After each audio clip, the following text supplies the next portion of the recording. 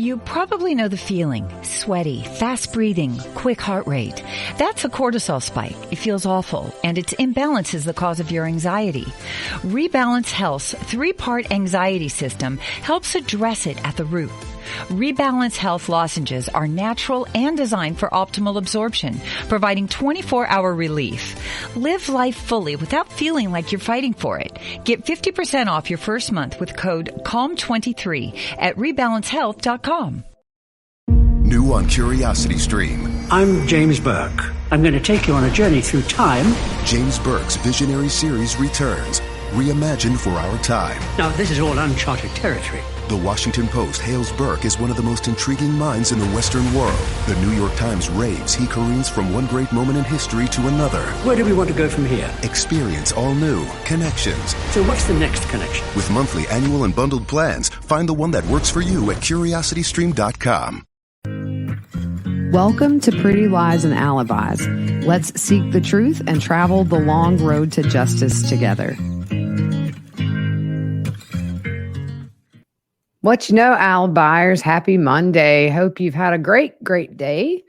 Real quick, want to give a big thank you to Patricia for the very generous PayPal donation. I really do appreciate that.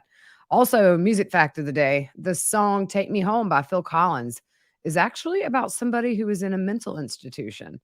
And the lyrics were heavily inspired by the book One Flew Over the Cuckoo's Nest. I thought it was a love song. I was way off, y'all. All right, so Wagner case. We got to discuss a few things. Number one, as we know, people can opt out of being audio recorded, one or the other. Some people have had just audio, which is helpful, but when nobody allows themselves to be recorded, it's hard. So what I have found is this. It may be on the days where we have people who opt out and you kind of have to go searching for information. We may end up and do an episode on this trial about every other day.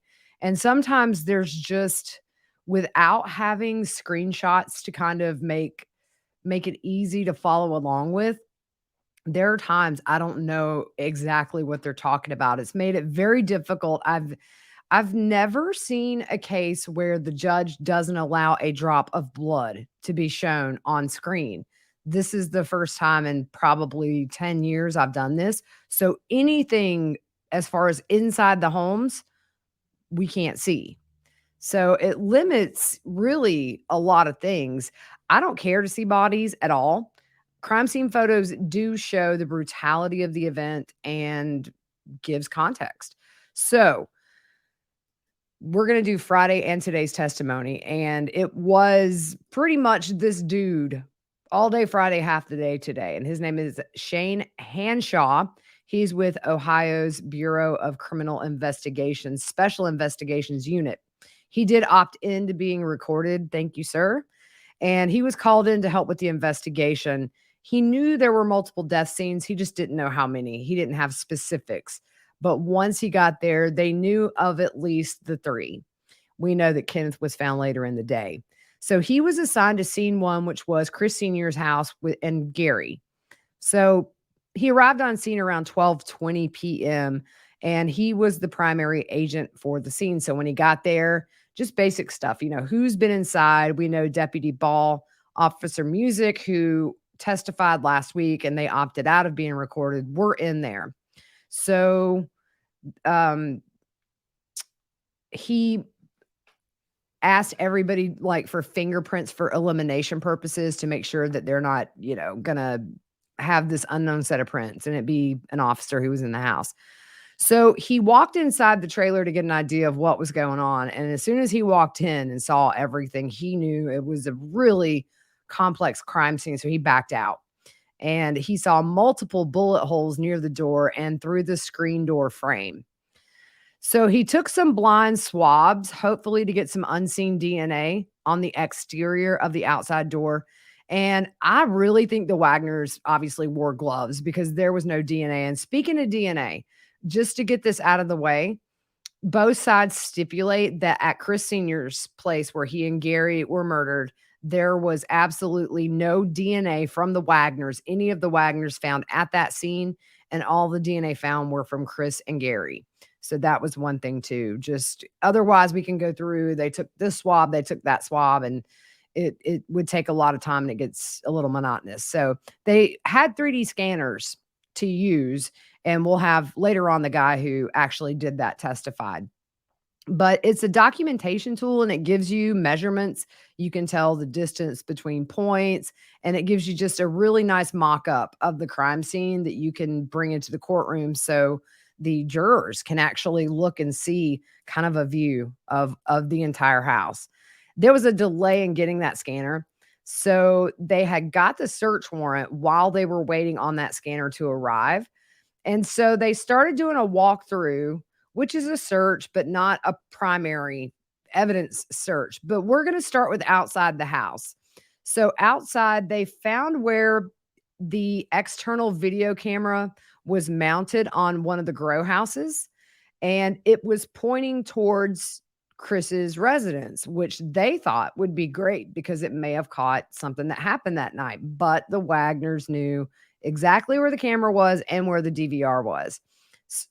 So, excuse me, they go upstairs and find a gray colored door handle. I'm going to pull that up, laying on the ground. I've got a little arrow because this is hard to see, but there was signs of forced entry up inside this grow house upstairs. So they were actually going up there to find that DVR, thinking it might show the perpetrators, the murderers. And they swabbed there was some transfer blood on that door. I've got red arrows pointing. It's really small. It ended up being Gary Roden's DNA. So, and then once they get inside, they realize that the DVR has been taken. They find all the wires, but no DVR. So that was out. There was insufficient DNA on those cords. Outside, they saw evidence of grow operations where they utilized fans and air conditioned units. And it seemed to be a pretty, well-oiled grow operation, I guess you could say. But it didn't really look like a lot because these are a couple of the same pictures. But if you look on the top left here, I mean, that's a really small amount of marijuana being grown. Now, we haven't heard about fields and acres of this stuff being grown. I don't know how much he was growing. I don't, is it enough to just give you some extra jingle in your pocket or whatever?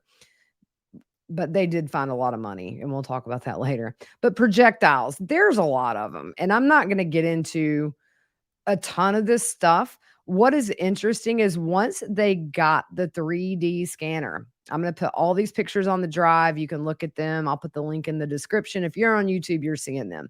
So they were able to, with the 3D scanner, to do a trajectory of where these shots came from. And obviously you can see it's from the ground pointing up. Remember, we heard the boys were underneath the trucks waiting on them to walk in front of the trailer. And then George was supposed to take that shot at Chris Sr. He chickened out. So Jake starts clearly, shooting up the front of the house. Now we know that Chris's arm was broken by the rifle. I think maybe that is the one shot that Jake actually got on him. And here's the thing. Remember, Billy, the dad, was inside the house when Chris Sr. was being shot at. And so I was thinking, how they said that he came out, he was freaking out saying, I just shot my best friend. I really think once Jake opened fire with all these bullets that Billy got freaked out that he was about to get hit. I don't think he cared about Chris Sr. He overkilled him. He shot him so many times. And we know that because of the type of gun that was used. It was a handgun. So they just found bullets kind of all over the place around the recliner. And I'm going to put this other graphic up. You can see it really looks like Chris Sr. was hit a couple of times on the front porch. There's some blood there. There's, you can see it looks to me like maybe he was running around this chair to get away from Billy. And then you see those red drag marks. This was introduced on Friday. So you can see kind of how this played out. Then you have that one in the bedroom. I think that maybe is where, like the transfer, like a continuation is what they call it. And I believe Gary was shot in the kitchen. So The investigator said he didn't see any signs of struggle in that house. So, what they call these piles of blood is you can tell where the bloodletting event occurred, which essentially is where they fell. And so we talked about the stipulation that there was no Wagner DNA found, but DNA in the living room came from Chris Sr. There was blood spatter on the wall, and the bodies were dragged from the living room through the kitchen. And footwear impressions found in the kitchen was actually the very last bit of evidence that they collected. You can see that in this middle picture here because it's a very tedious process and it's very precise. And you don't have a lot of do-overs when you're getting these shoe print impressions. It's got to be done right. So, physical evidence. They found a notebook in the kitchen with some names in it, and it said Billy straight down the line. But what we learned is this is the kind of login sheet that Bobby Joe Manley used when she would come do work at Chris Sr.'s house. And the Billy that she was listing was the Billy that was with her the day the bodies were found. And also, Billy testified right after Bobby Joe that first day of testimony. So they found a broken pair of glasses with the lens out in the living room and at the entrance of the kitchen area. There's a drag mark and a lot of blood in that area, and they believe that's from Gary. If you look to the far right on this graphic, there's a New York Jets ball cap that belonged to Gary, and it had a defect in the back of the hat. Part of the bullet actually fell out when they lifted it up, and there was part of a bullet lodged in the bill of the hat. They found 4 cell phones in the house. That's on the far left. And then there was a flashlight by the bodies. It was tested for blood or DNA, and Gary was the contributor on the flashlight itself as well as the batteries. So as far as the bodies go, they documented the hand position and the clothing position. And we know they had a blanket over them when they were found. They took really close-up photos of their hands to look for any signs of a struggle. And Gary's head was laying next to Chris's lower leg. So if you could imagine, they're laying opposite. So Gary's feet would be at Chris's head and then vice versa. So the bodies were found with their arms above their heads and their shirts were rolled up. Excuse me. And their jeans were bunched up, which told investigators that they were dragged by their feet from the living room into the bedroom. On Chris's upper torso, he had an accumulation of blood. His wallet was found between his legs in an open position, and both shoes were on. They had moved eventually Gary's body to better document his injuries. He had a lot of blood around the mouth, some discoloration around the eyes, and a bullet hole near the ear. They took vacuuming samples from the victim's clothing, and I think I heard him say from the skin that was exposed. The bodies weren't moved until the coroner, until after 3 a.m. And the reason for that, he said there was no disrespect intended, but the amount of evidence throughout that whole house, it would have been a huge risk to potentially disturb that evidence. So once they had everything they needed, then they removed the bodies, which was more than 24 hours after the murders. So on cross-exam, there's a couple of things that they're referring to that they do not elaborate on. One is this 4th of July fireworks thing that Chris Sr. had. And now it's a Ford F-150, a silver Ford F-150 that was in Chris's driveway. He's asked both witnesses today about this truck. They don't know who it belongs to. So the defense shows a photo of a grow room, and they also point out a door frame. And he makes a comment about the hinges, saying it would lock on the right side of the door frame. And then he asked about the blood stains that he identified. So the defense says, when you were inside the grow room, was that all that was in the building? And he's referring to the picture we just shown. Put it back up there. And he says, I believe there were other plants, but not in this photograph. So then the defense asked, do you have a number of plants? And he said, no. And the defense asked, was it your job to document how many marijuana plants were in there? And he said, not at that time.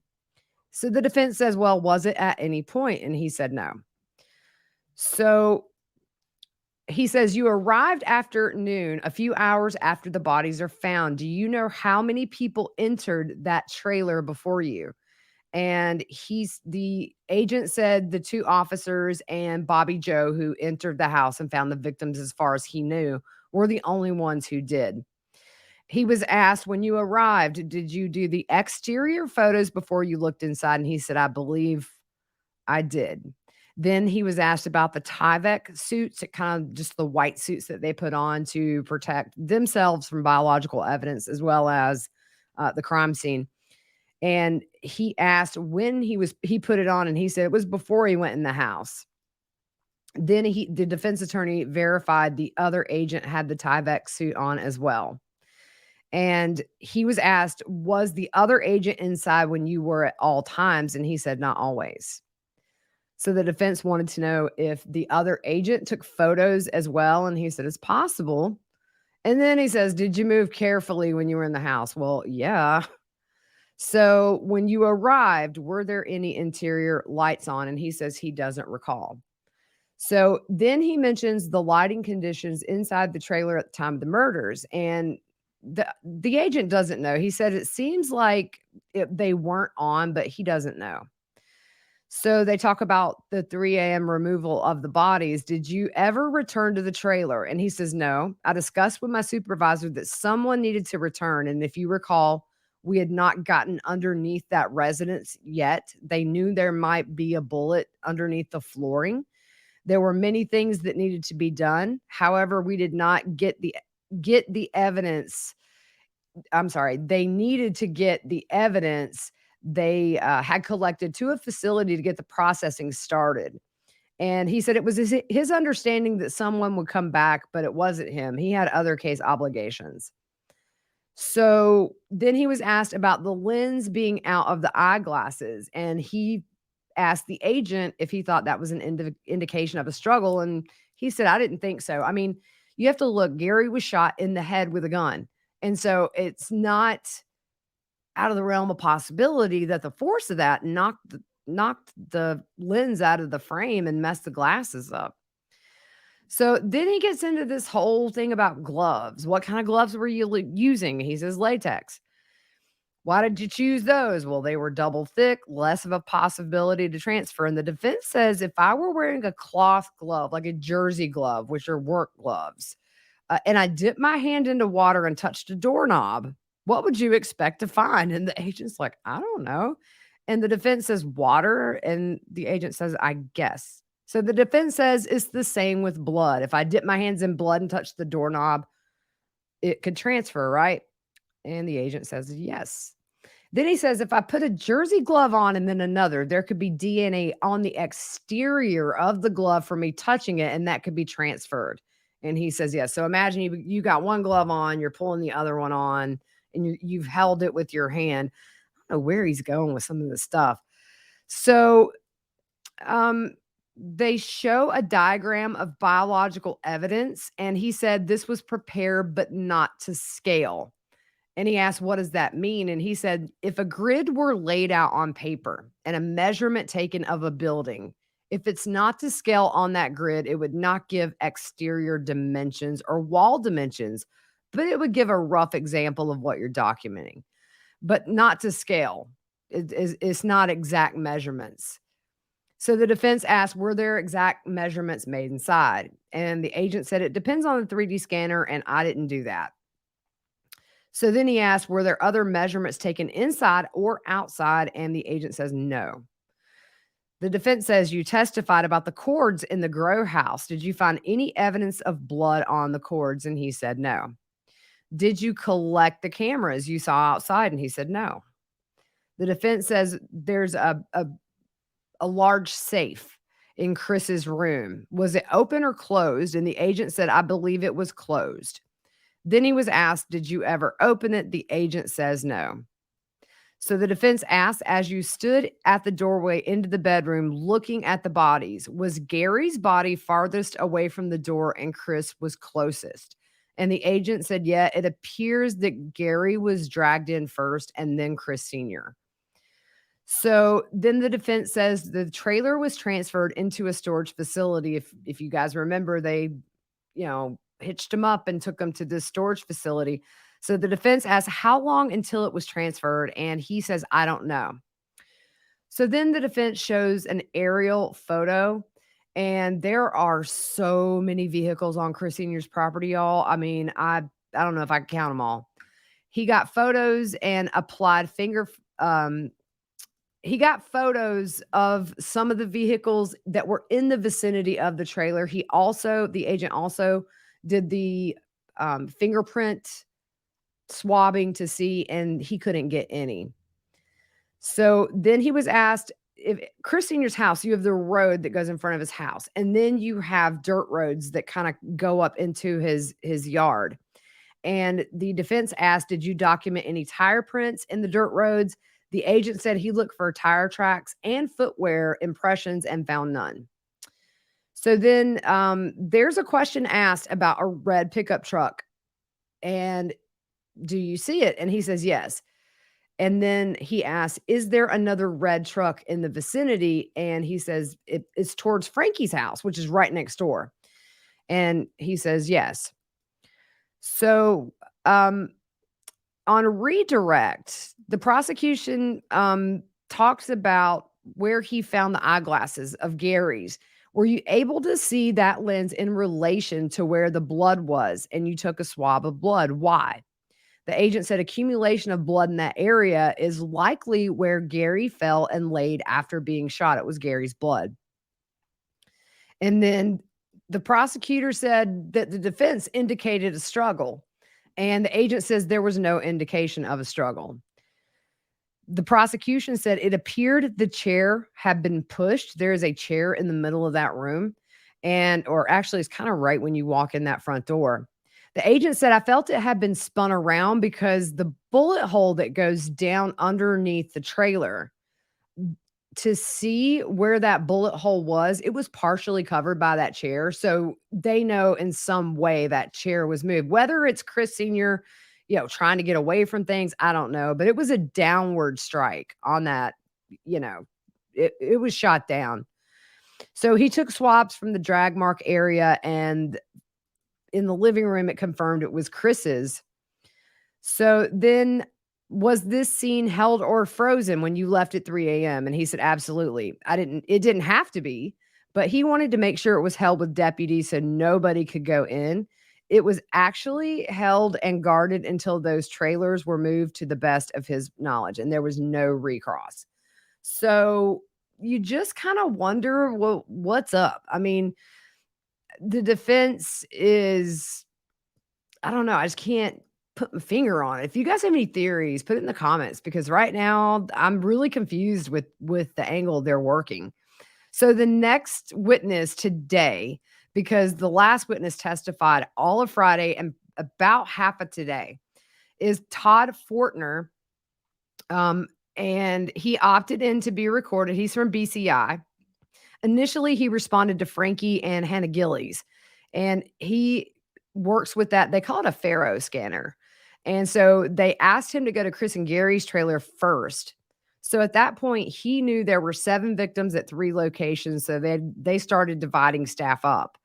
He was assigned to Frankie's, but not everyone knew how to operate that scanner. So he ended up at the other scenes. He did a walkthrough and decided to scan Frankie's house, do the 3D scanning. Then he was requested to start at Chris's first. So he leaves, and they laugh about, the prosecutor and the witness laugh about how particular the prior witness, Shane Hanshaw, is about crime scenes. He's very funny. And Hanshaw pointed out a bloody shoe print just inside the door and told him to avoid it, and asked him to suit up before going in as well. So he kind of explains the Faro scanner, what it does. It's a laser scanner, and you can buy these at Home Improvement where they scan from wall to wall, and it will give you a distance. But with these special scanners, they do like 7 million points in a few minutes, and it's able to render just a super accurate, I guess, like 3D version of the interior of the house. So it's pinpoints actually that they do in a short time. And that 3D mock-up is really cool. I may try to post in the community tab on YouTube a video showing it. It's really neat how it works. So he decides to scan wherever the evidence kind of is. And usually they start from the outside and go inside. And so the agent has to go to the prosecution table at this point to operate the software to show. And then we go back to this photo that we've shown of that trajectory. This is actually what that 3D scanner did. So when he first walked in, he saw bullet strikes on the porch and around the door area. And then there is a picture of that gray and silver truck and 2 men in Tyvek suits that they show, just showing that they were suited up. So he goes in and scans just inside that front door behind the chair, and he saw the footprints and the drag marks. So he puts up scans throughout the whole house, including the bedrooms. And at this point, they're showing, what has the bodies in the frame, so we can't see it. They did have the camera on the family at this time, and they were visibly upset. And I kind of wish they would put the camera on the family when they're showing bodies. We know they're going to be upset. Just my thing. So then he gives the distance of the drag marks of Chris Sr. He processes scene 2, and there was a meeting with everyone to discuss the next steps in the investigation around midnight. Everyone kind of threw in the information that they had, and there was information he found out at that little meeting that made him want to go back, which he had intended to anyway. But the one thing he wanted to do was this trajectory reconstruction at Chris's at the front door.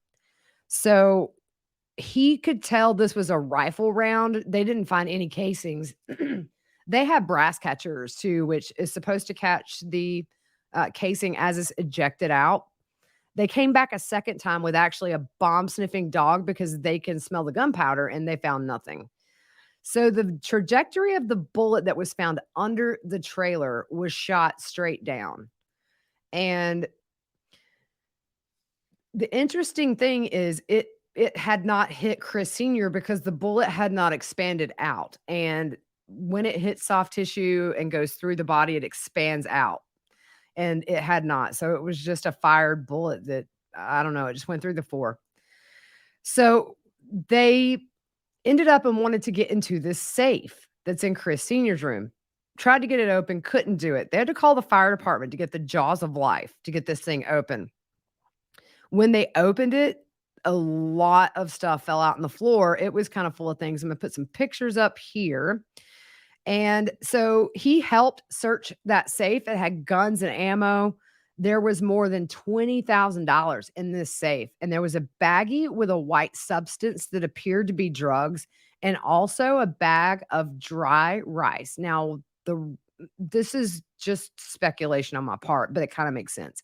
The dry rice helps to dry out like drugs like cocaine and things like that. So I think that may be why, because the bag had a white substance. There was a wallet with a driver's license that was actually for little Chris. If you remember, he was on restrictions because he had broken curfew. And so maybe Dana gave him little Chris's driver's license and his wallet. They found Social Security cards for Gary, Frankie, and his son Ruger. And they had found handguns and long guns taken from the safe. They also found a GPS tracker in that safe, although they really didn't say. Now, this is the number of guns, y'all, that fit in that safe. It is, it's a ton. So the defense asks on cross, is that all the guns? And he said, I don't know. I counted, I don't know how many they were. So the defense counts 16 guns at least in that picture. So he gets into the trajectory rods. It's really confusing because we couldn't see what they were talking about, because this is, just inside the bedrooms where the bodies are. So that's essentially where it ended today. I wish there were more photos to show, because it really does add to being able to visually understand what's going on, but that's just not going to be the case in this trial. And what they originally said was going to be 30 days. Now it's going to be 2 to 3 months. So hopefully a lot of people will opt in. There's going to be some more agents testifying this week. I think it's just going to be a lot of the same about shell casings at all the different murder scenes, trajectory, going to be these 3D renderings. At some point, the coroner is expected, but that's not going to be much because the coroner doesn't do the autopsies. Maybe the medical examiner this week. So I think every other day is where we're headed with this. Tomorrow, promise, the episode will be episode 2 on Netflix, Sins of Our Mother. I'm halfway through making my notes. And anyway, so I hope you guys have a good night. This isn't like the most interesting stuff with this case, but it's very important because it shows the brutality of these crimes and the intricate planning of knowing where the DVRs were to go unhook those and take them. Don't worry about taking the cameras down. Let's just get the DVRs, the number of bullet holes. Just you see, it's almost like, I think what if this had failed at Chris Sr.'s house, because you got George and then you've got Jake firing from outside with a rifle. What if Gary had come out with a gun and got Billy? Or there's so many possibilities, and unfortunately that didn't happen, and a lot of people are dead. But yeah, so I think stuff like this, even though it can get a little bit repetitive, is still important because every crime scene tells a story, and there were so many victims that I do want to cover every crime scene, but we'll do it every other day. So, all right, see you tomorrow back on Lori Vallow Daybell. We're still looking out for that ruling about cameras. And so if I hear about that, I'll hop on and let you know. Have a good night, y'all.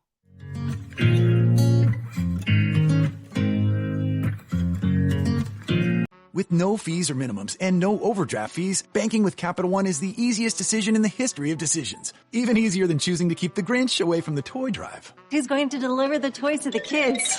What about me, the Grinch? No. Yep, even easier than that. You steal the presents one time. With no fees or minimums and no overdraft fees, is it even a decision? That's banking reimagined. What's in your wallet? Terms apply. Capital One N.A. member FDIC. Copyright Dr. Seuss Enterprises. Copyright Turner Entertainment Company.